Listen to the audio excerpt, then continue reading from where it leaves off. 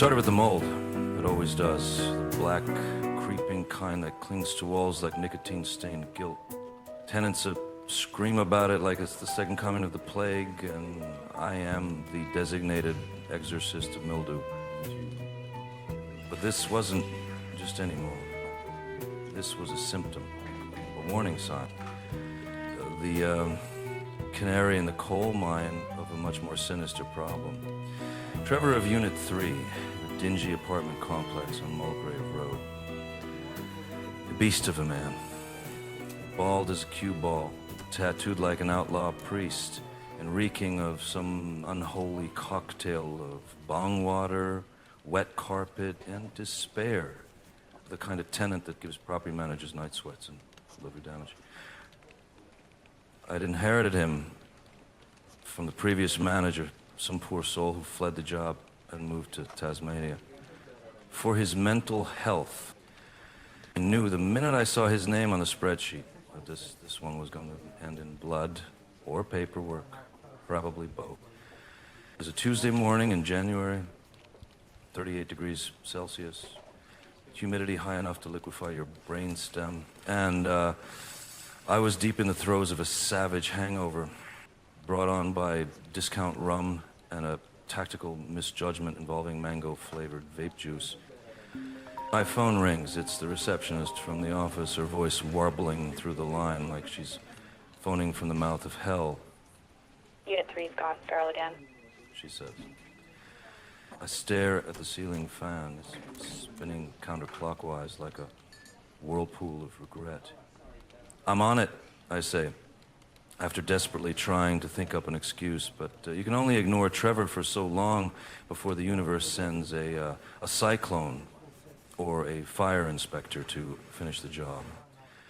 I pull on a sweat-soaked polo, swallow an extra-strength Panadol like a communion wafer, and fire up the car.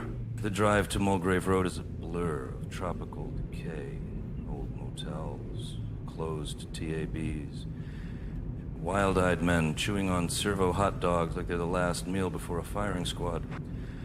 Cairns is beautiful if you don't look too close, like a laminated brochure with bloodstains on the back. Trevor's unit is at the back of the block, hidden like a war crime. You can feel it before you see it. There's a strange pressure in the air, like the atmosphere is trying to vomit.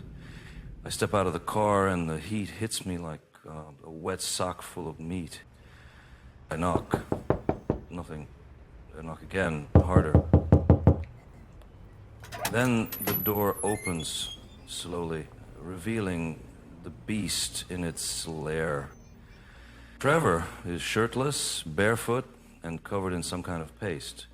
Could be zinc, could be yogurt, could be weaponized lizard repellent, hard to say. His eyes are twitching like angry insects under his skull, and his pupils are like dinner plates.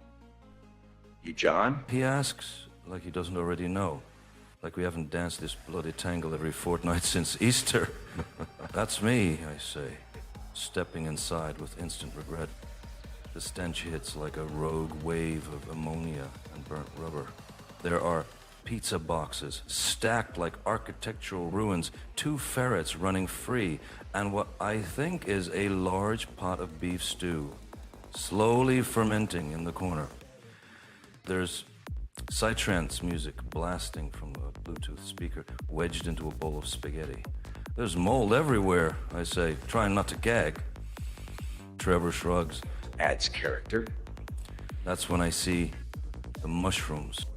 No, not just mold. Actual, honest-to-God fungi growing in neat little circles, like ceremonial crop rings. Is he cultivating them? There's a terrarium. There's a heat lamp. There are labels. One says introspection. There's mushrooms growing out of your bloody electrical outlets. He laughs. An ugly sound, like a rusted saw cutting through wet bone. I try to remain calm. Professional. But I'm sweating through my shirt. High on a cocktail of rage, fear, and secondhand ferret piss. This is a health hazard, Trevor. You've violated about 15 sections of the lease and possibly the Geneva Convention. He lights a cigarette indoors. Under the smoke detector, he's taped over with a Bob Marley poster. I take out my notepad, which at this point is mostly scorched at the edges and smells like misery. You've got 14 days to clean this up, or I'll have to terminate the lease. Trevor grins. You want to evict me, mate? You'll need an exorcist and a hazmat team. I walk out before I do something that ends with me on a current affair. Back in the car, I crank the AC and spray half a can of Glen 20 on my shirt. I write up the breach notice and schedule an emergency reinspection. I know it won't end well. 2 weeks later, the place is worse. He's installed a blow-up pool in the living room and filled it with frogs. Natural pest control. He says. The ferrets are now breeding. The mold has achieved sentience. I swear I saw it blink at me. I finally called the cops. When they arrive, Trevor answers the door wearing nothing but an apron and holding a half-eaten watermelon.